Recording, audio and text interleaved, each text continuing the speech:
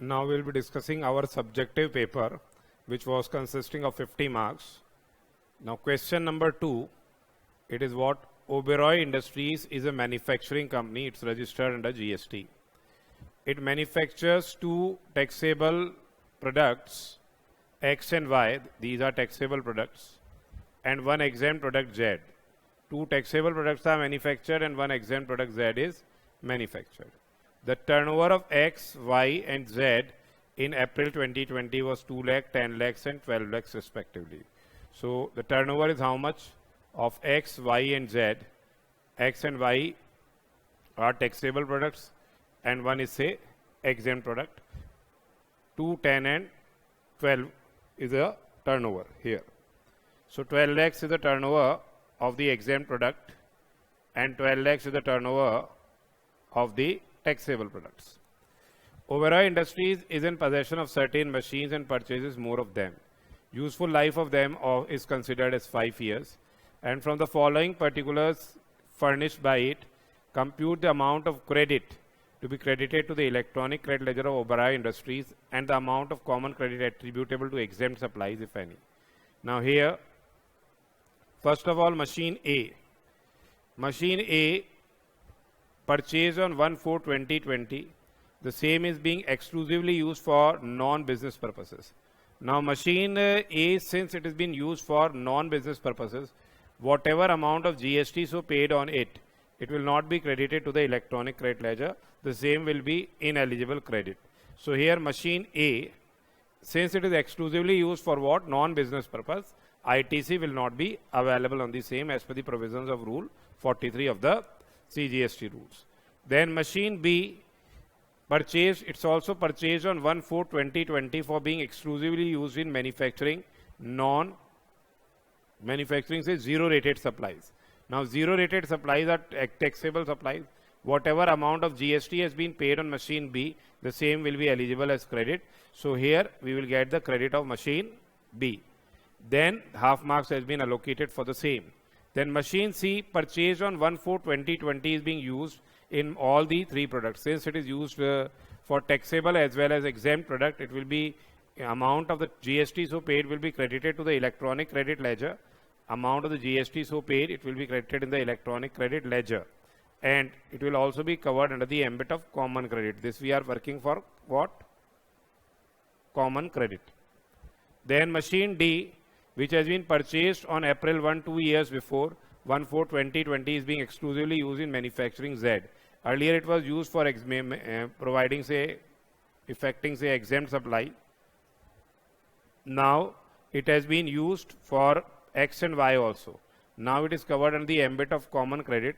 Now this amendment has been made in Rule 43. You must remember the same. Whatever amount of the GST so paid will be what on that machine. What is the ITC can be availed on the same.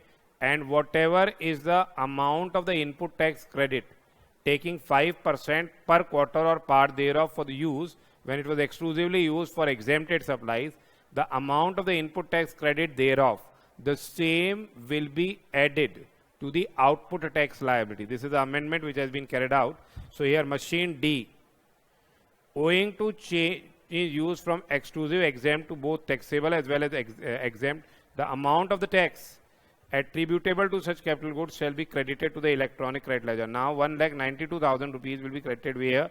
In the electronic credit ledger. And the ineligible credit here, the ineligible credit attributable to the period during which the capital goods were used for effecting exempted supplies. So when जब हम ये capital goods exempted supplies के लिए काम में ले रहे थे, उस 2 साल के आईटीसी को 2 साल का क्रेडिट 5% पर क्वार्टर और पार्ट देयर ऑफ के हिसाब से अपन क्या है कैलकुलेट करेंगे. 5% पर क्वार्टर और पार्ट देयर ऑफ के हिसाब से 2 साल के लिए जो अमाउंट वर्कआउट होकर आता है. अब पहले तो ये 192 में से कम हो जाता था. That was earlier reduced from this 1,92,000. Now the same will be added where in the output tax liability. Here 76,800 rupees will be added in the output tax liability. That was about what? Machine D. Then machine E, on April 1, 3 years before, purchased 3 years before, 1/4/2020, was exclusively used for taxable product. Now it is also used for exempt product. So whatever is the amount of the input tax credit which has been claimed in respect of the same, now it will be added to the common credit. Now machine E, owing to the change in use from exclusive taxable to both taxable and exempt, whatever the ITC claimed in respect of such capital goods shall be added to arrive at the aggregate value of the total common credit. Now this is the total common credit TC. Now TC, which is attributable for the tax period, that is 5,76,000 divided by 60. This is the amount of the common credit, total common credit attributable to the particular tax period. Here it is April 20. And now we'll be getting what? How much is this is 9,600. This is attributable to the particular tax period. Then our exempt supplies are 12 lakh rupees and our total turnover is 24 lakhs. Therefore, this much amount will be added to the output tax liability. That is turnover of exempt supplies upon total turnover into the common credit. That will be what amount that will be added to the output tax liability here.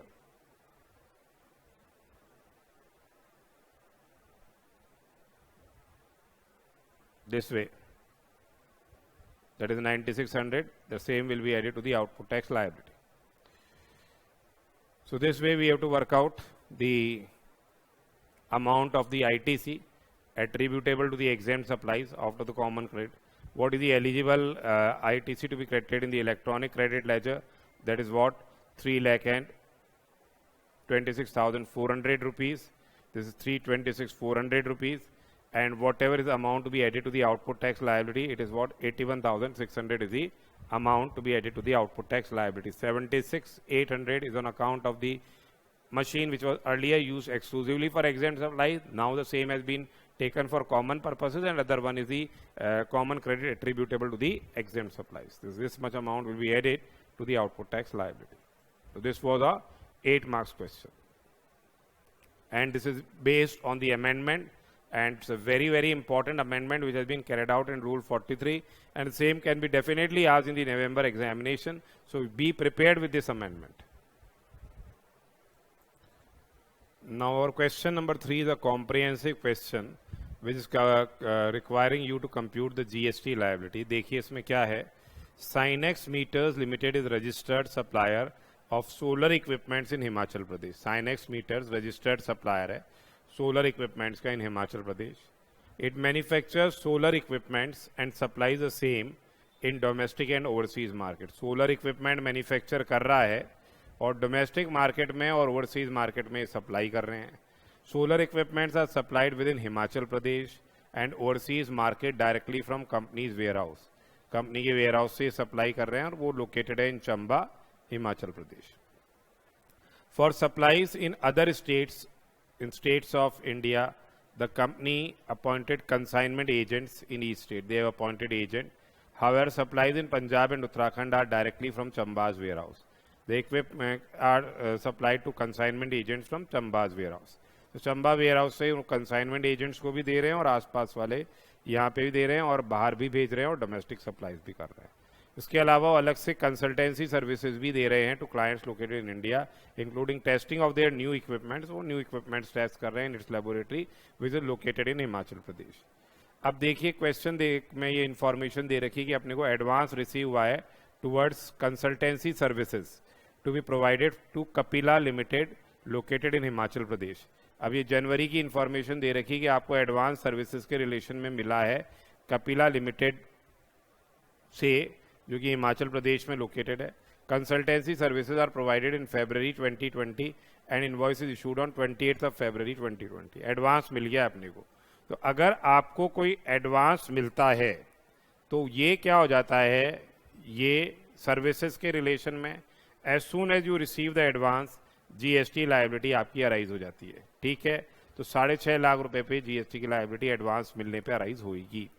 अब चूंकि यहाँ पे जो service supplier है और recipient दोनों ही कहाँ पे लोकेटेड है, हिमाचल प्रदेश के अंदर ही लोकेटेड है, तो ये इंट्रा स्टेट सप्लाई मानी जाएगी. CGST और SGST इस पे लगेगा. जहाँ तक जो एडवांस आपको गुड्स के रिलेशन में मिल रहा है सोलर इक्विपमेंट्स को सप्लाई करने के लिए, तो मैवरिक्स इलेक्ट्रिकल्स और wholesale dealer in Punjab invoice is issued at a time of delivery. तो यहाँ जीएसटी लायबिलिटी अभी अराइज नहीं होगी, क्योंकि advance in respect of goods पे एग्जेम्पशन है। इन नॉर्मल मैनर में जब आप इनवॉइस रेज करेंगे 12(2)(a) के हिसाब से, तब आपको क्या है, आपकी जीएसटी लायबिलिटी अराइज होगी। फिर है solar equipments to wholesale dealers equipments, अपन ने हिमाचल प्रदेश में 55 लाख के ये दिए हैं। सोलर इक्विपमेंट्स अपन ने सप्लाई किए हैं कैडेला इलेक्ट्रिकल आईएनसी यूएसए को अंडर बॉन्ड दिया है, तो यहाँ पे एग्जेम्प्ट रहेगा। It's regarded as what, zero rated supply, और जीरो रेटेड सप्लाई पे टैक्स लेविएबल नहीं होगा, क्योंकि ये अंडर बॉन्ड सप्लाई किए जा रहे हैं। Consultancy services are provided to Pfizer limited, a machine manufacturer located in Himachal Pradesh, वो भी टैक्सेबिलिटी के एम्बिट में आएगा। फिर देखिए, you are required to determine the GST liability for the month of January with the help of the following additional information.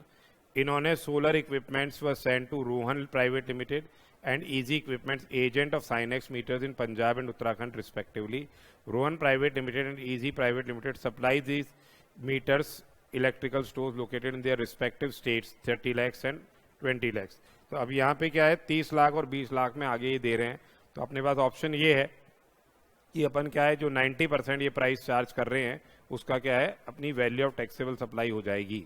उसके अलावा solar equipments have been supplied to Sono electricals private limited, a wholesaler of solar equipments in Punjab with a consideration of 20 lakhs. Synex meter 60% of the shares held करता है, यानी ये related person है। Open market value of solar equipment supplied to Sonu electricals private limited is 40 lakh rupees. Further Sonu electricals private limited is not eligible for full ITC. तो इसमें जो valuation हो जाएगा, क्योंकि रिलेटेड पर्सन के एम्बिट में आ रहा है, तो ओपन मार्केट वैल्यूज पे वैल्यू मान ली जाएगी और उसके हिसाब से क्या है, जीएसटी की लायबिलिटी अराइज होगी।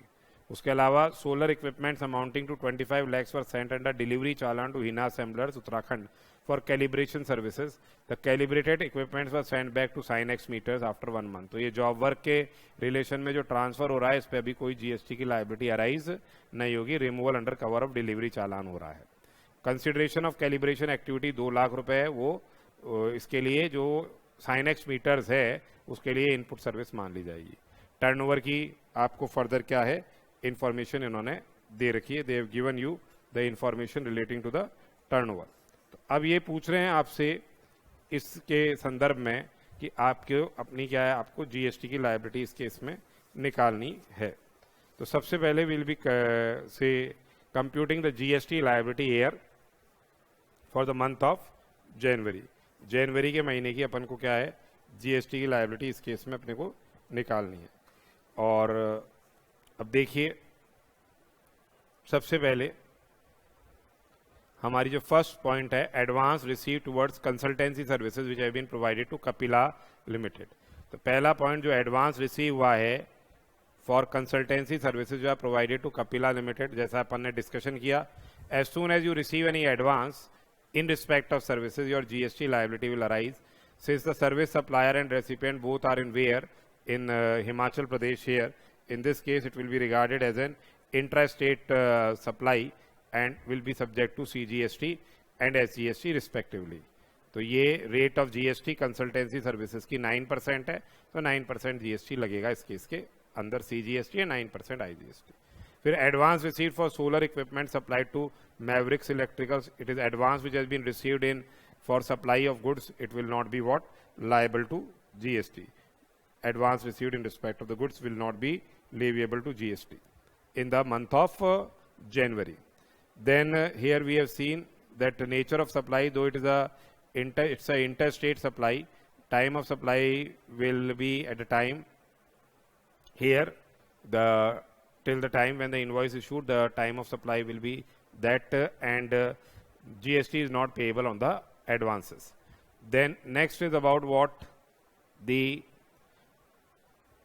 supply of solar equipment to wholesale dealers of equipments in Himachal Pradesh. So here also it will be regarded as solar equipments which have been supplied to Himachal Pradesh. The location of the supplier and place of supply are in the same states, therefore it will be leviable to CGST and SGST at rate of 2.5% and 2.5% respectively. So here the supply of wholesale solar equipment to wholesale dealers, it will be regarded as an intrastate supply, and same will be leviable to CGST and SGST at rate of 2.5% each. Then we are supplying what solar equipments which have been supplied to Cadila Electrical Inc. under bond. This is under bond. It is regarded as a zero rated supply. Basically, it is regarded as what? A zero rated supply. It is a zero rated supply, and the same will not be leviable to GST. This has been provided in the working notes also. Next is about what? The consultancy services which have been provided to Pizzle Limited, a machine manufacturer located in Himachal Pradesh. Here consultancy services which has been provided to Pizzle Limited will be liable to GST, CGST and SGST respectively, because here the service is supplied to a person who is located where? In the Himachal Pradesh. Service supplier and service recipient both are in Himachal Pradesh. It will be regarded as an intrastate supply subject to CGST and SGST. This is to be given in the working note. Then we have seen that next is about the information about the supply to consignment agents. As you are aware, here if any service goods are supplied to the agents, then the supplier is an option. He can take what? 90% of the price so charged by the agent as its value. So here, when the supply has been made to the consignment agents, as per rule 29 of the CGST rules, they have an option to take what? The 90% of the price charged for supply of like kind and quality by the recipient to his unrelated customers. So here, अब ये जो agents आगे माल दे रहे हैं वो 50 लाख रुपए में माल दे रहे हैं, तो उसका 90% ये ले सकते हैं. 45 लाख रुपए यहाँ इसकी एक तरह से क्या ले ली जाएगी? ओपन मार्केट वैल्यू ले ली जाएगी, और उस पर क्या है? CGST और SGST, मतलब ये चूंकि इंटरस्टेट सप्लाई है इसलिए IGST क्या है? लेविएबल होगा. तो यहाँ पे जो अपन ने सप्लाई की है पंजाब में और उत्तराखंड के अंदर जो एजेंट्स को 45 लाख रुपए उसकी वैल्यूएशन हो जाएगी और IGST लेविएबल होगा. उसके अलावा देखिए एक और दे रखा है, रिलेटेड पर्सन को अपन ने सप्लाई किया है और रिलेटेड पर्सन फुल ITC ले नहीं सकता है रिलेटेड, और उस माल की ओपन मार्केट वैल्यू दे रखी है 40 लाख रुपए. तो supply of solar equipments to related persons, तो फिर रूल 28 के अंदर जो डिस्टिंक्ट पर्सन्स हैं या रिलेटेड पर्सन्स हैं उसमें ओपन मार्केट वैल्यू ले ली जाएगी. 40 लाख रुपए जब ओपन मार्केट वैल्यू है और ये चूंकि इंटर स्टेट सप्लाई है, इसके लिए इस पर IGST लेविएबल हो जाएगा एट रेट ऑफ 5%. उसके अलावा जो जॉब वर्क को सप्लाई किया जा रहा है अंडर डिलीवरी चालान, वो सप्लाई की एम्बिट में नहीं आ रहा है, उसके लिए GST लायबिलिटी अराइज नहीं होगी. सो एक क्वेश्चन ये था जो कॉम्प्रिहेंसिव क्वेश्चन अपन ने डिस्कस किया 12 मार्क्स का. इस तरह से हाफ मार्क्स का ये वेटेज अलाउड है nature of supply, time of supply, valuation सबके रिलेशन में. इसलिए मैं आपको ये बता रहा था कि ऐसे ऐसे आधे मार्क्स क्या है अलॉट किए जाते हैं एग्जाम के अंदर भी. इसी पैटर्न के हिसाब से आपके एग्जाम में चेकिंग होती है. तो वर्किंग नोट देखिए अपने आप में बहुत इंपॉर्टेंट हो जाते हैं, जैसे 1 नंबर, 2 नंबर, 2.5, 3, 3.5, 4, 5, 6, 7, 8 एक नंबर तक बराबर के वर्किंग नोट्स के मार्क्स हो जाते हैं. यहाँ भी 7 एक नंबर वर्किंग नोट के हो गए, तो 7 एक नंबर क्या है? मेन पार्ट के हो जाते हैं. तो ये अभी अपन ने क्वेश्चन डिस्कस किया किसके रिलेशन में? ये कॉम्प्रिहेंसिव क्वेश्चन था जो वैल्यूएशन के एस्पेक्ट्स को डील कर रहा था, एडवांस रिसीव के एस्पेक्ट को डील कर रहा था, नेचर ऑफ सप्लाईज के एस्पेक्ट को डील कर रहा था. तो ये कॉम्प्रिहेंसिव क्वेश्चन अभी अपन ने डिस्कस किया. अब देखिए क्वेश्चन नंबर 4 का A 5 मार्क्स का है. PQ is a स्टेटरी body. PQ क्या है? एक स्टेटरी बॉडी है. Deals with all the advertisement and publicity of the government. A statutory body has been created for what purpose? For dealing with advertisement and publicity. It has issued a release order to Moon Plus Channel registered in State A. Moon Plus Channel State A में registered है for telecasting advertising relating to one of the schemes of government in the month of September. The advertisement will be telecasted in State B, C, A, B, C, D, A. State A में telecast होगा, ये state B में होगा, state सी में होगा, state D में होगा और स्टेट ई के अंदर ये टेलीकास्ट किया जाएगा. Total value of service contract entered with moon plus and PQ is 10 lakh रुपए। 10 लाख रुपए का वैल्यू का ये कॉन्ट्रैक्ट है जो चैनल को दिया गया है, मून प्लस चैनल को। You are required to determine the place of supply of services in instant case and also the value of supply in the states of A, B, C, D and E। तो अब ये बोल रहे हैं कि आप एक तो प्लेस ऑफ सप्लाई निकालिए और एक क्या है, वैल्यू ऑफ सप्लाई निकालिए।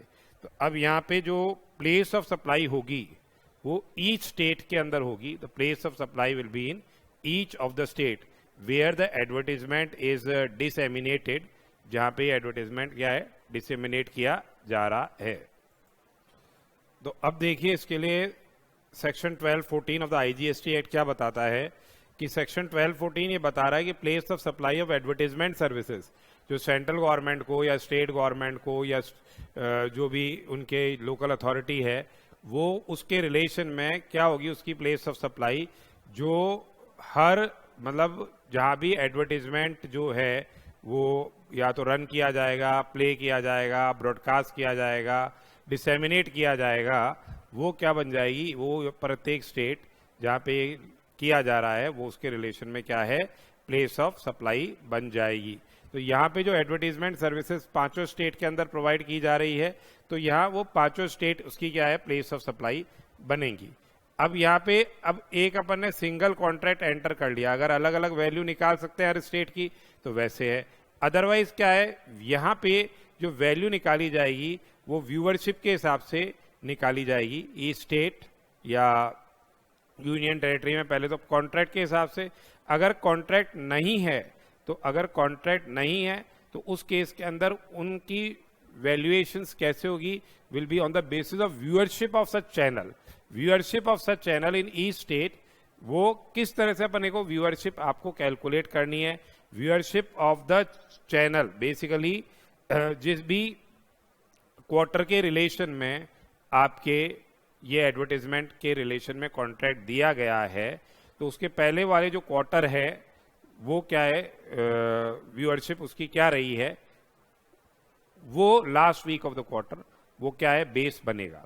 तो here rule 3F has been framed, वो ये क्या कह रहा है, देखिए, in case of advertisement on television channel the amount attributable to value of advertisement service disseminated in each state shall be calculated on the basis of viewership of such channel in each such state, and which in turn shall be calculated in the following manner, namely the channel viewership figures for that channel for a state or union territory shall be taken from the figures which have been published by the broadcast audio research center का research council, उनके figures लिए जाएंगे।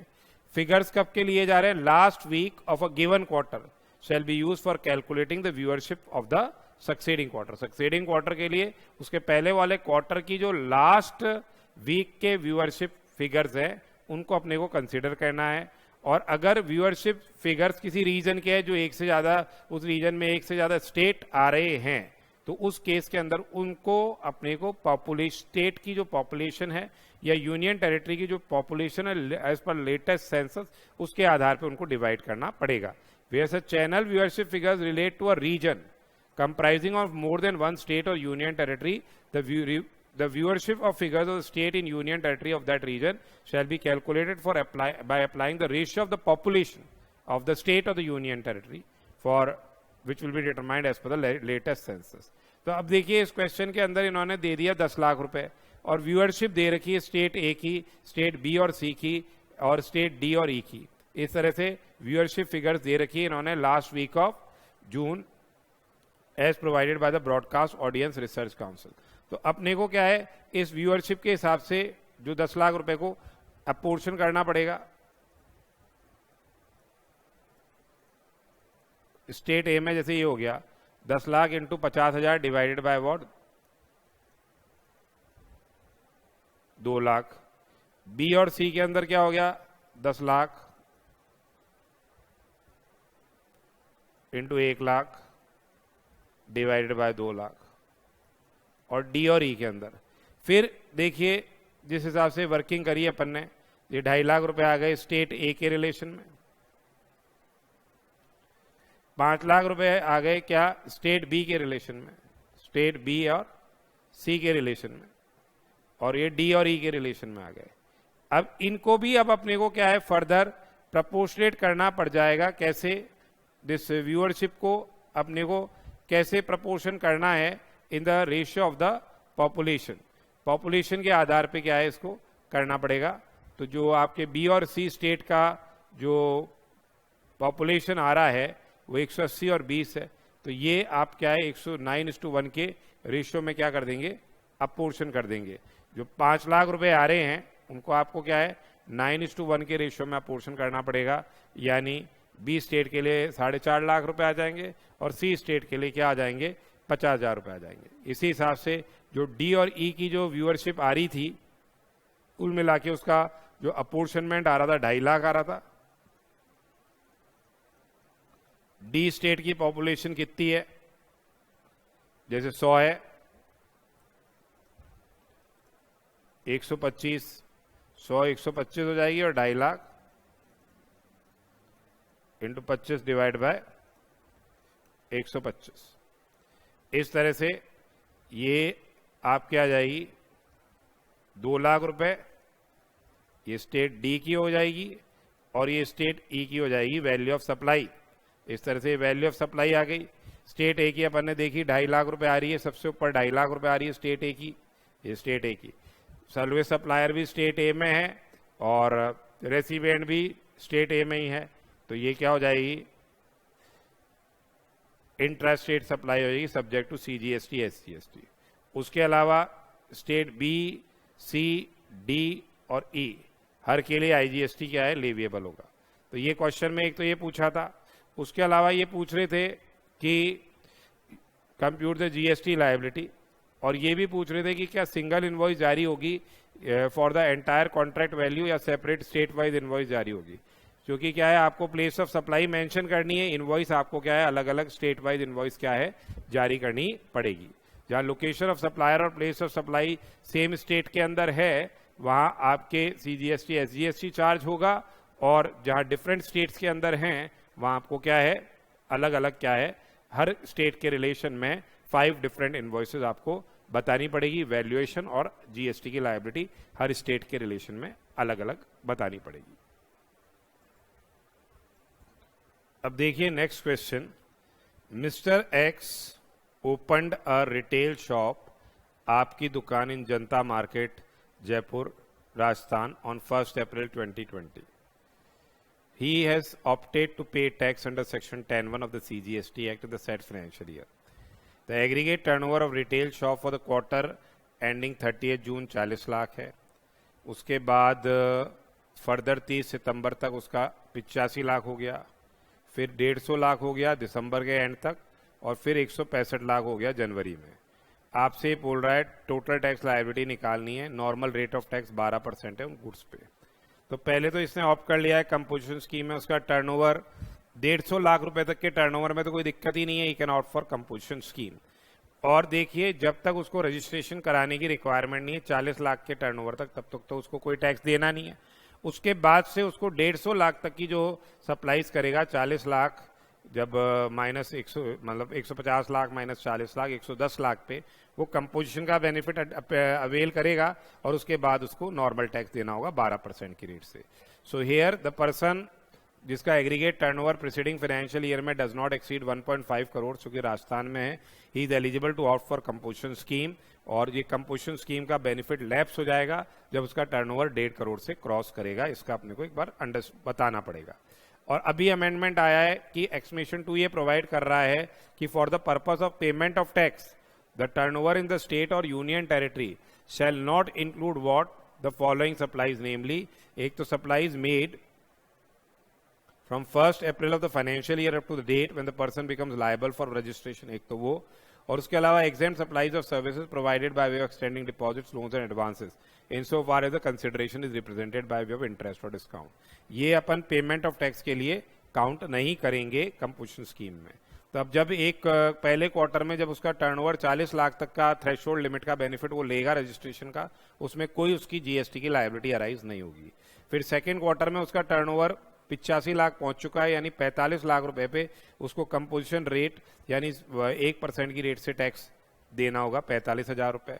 फिर third quarter में उसका turnover पहुंच चुका है 150 लाख, तो डिफरेंस 55 लाख रुपए पे, मतलब 65 लाख आ रहा है, 150 माइनस 85, 65 लाख रुपए पे 1% की रेट से वो कंपोजिशन टैक्स देगा।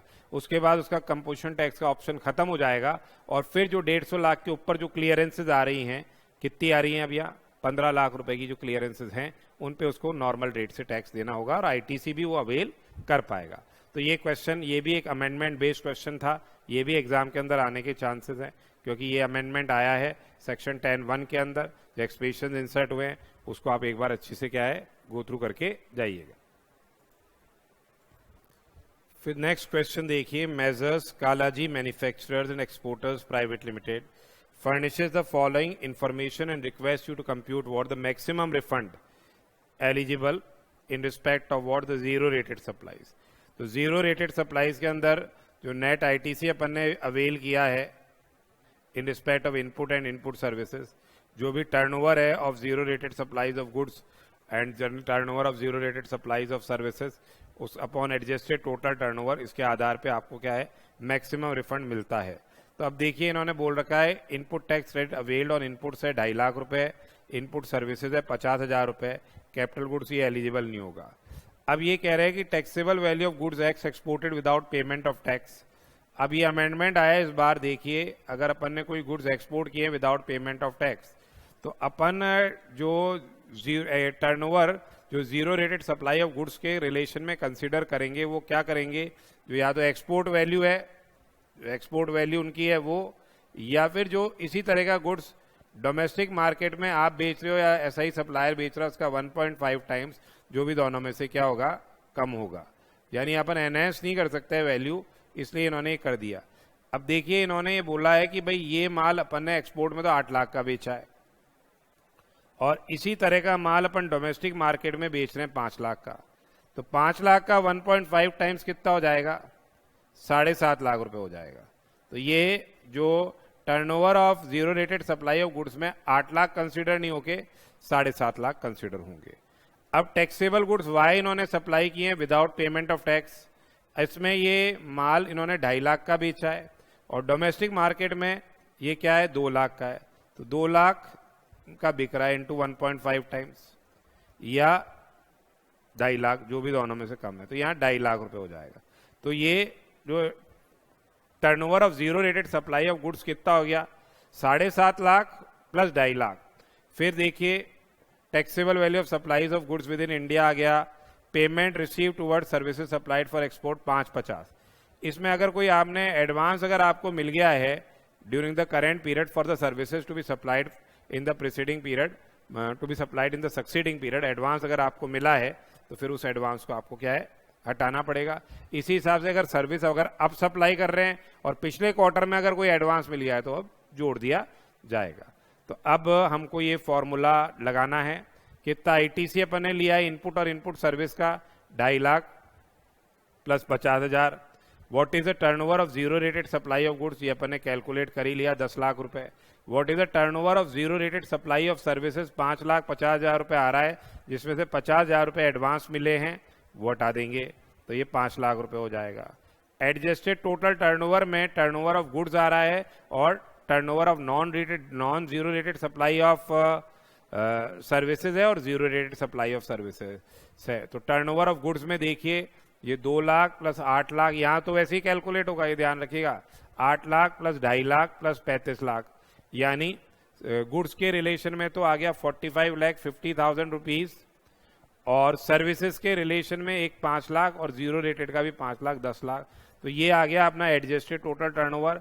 इसको फॉर्मूले में फिट किया, यानी 3 lakh into 15 lakh divided bye 55 lakh और 50,000। तो इस तरह से आपके पास क्या आ जाएगा, ये मैक्सिमम रिफंड एडमिसिबल अमाउंट आ जाएगा। ये अमेंडमेंट था इस बार का, ये भी बहुत इंपॉर्टेंट अमेंडमेंट है जो आपको लर्न करके जाना है एग्जाम में।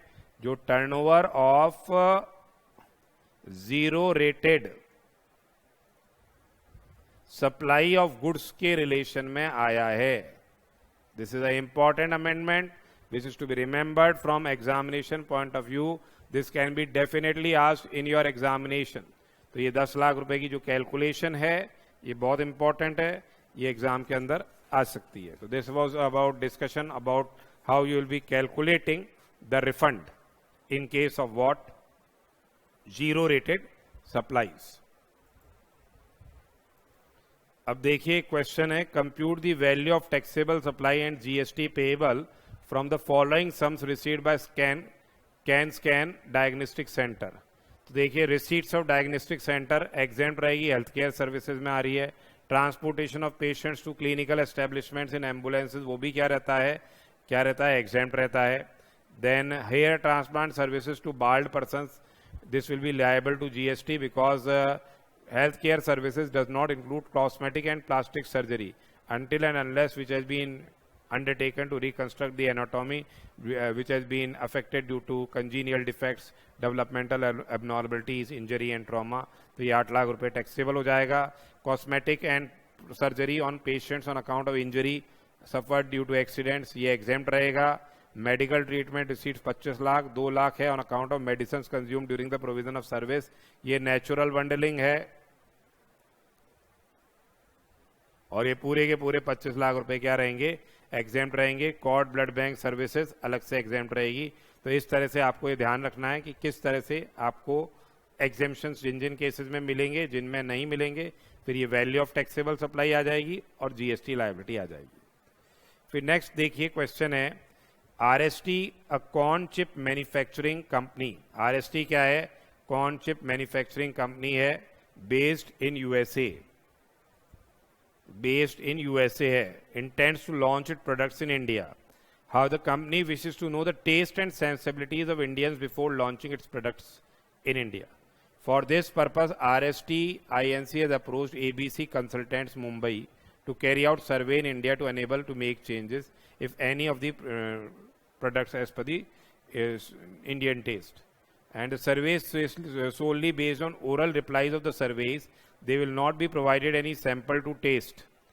ABC consultant will be paid amount in convertible foreign exchange. Now here, since you know the service recipient is located outside India, provisions of section 13 of the IGST Act applies. Now, no particular specific section 13.3 to 13.12 basically is applicable. Here, therefore, the place of supply will be determined by provisions of section 13.2. And what will be the place of supply? It will be the location of the recipient. Place of supply is location of the recipient.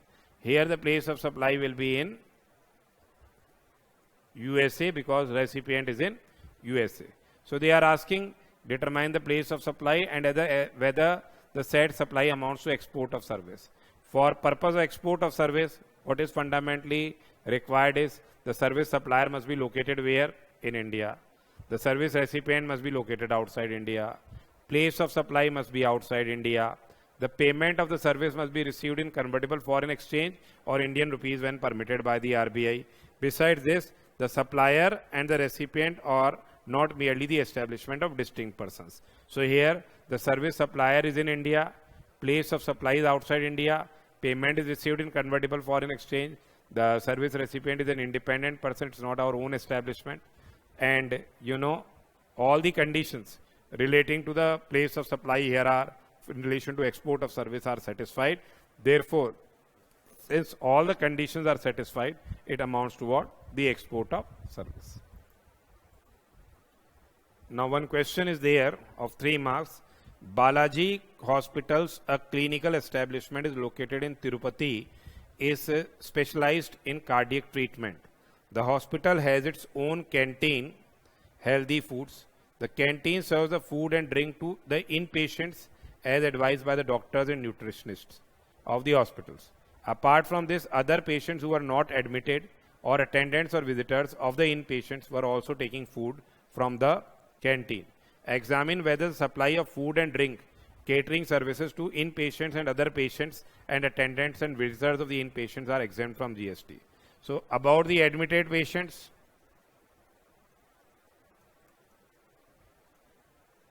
that is inpatients, it will be covered under the ambit of healthcare service because they are provided food as advised by their dietitians, doctors. So that is covered under the ambit of healthcare services. That will be exempt.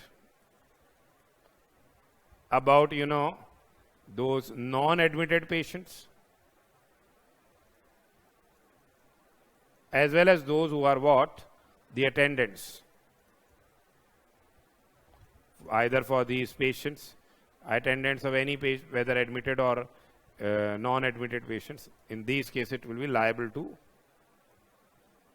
GST. So a clarification has been issued.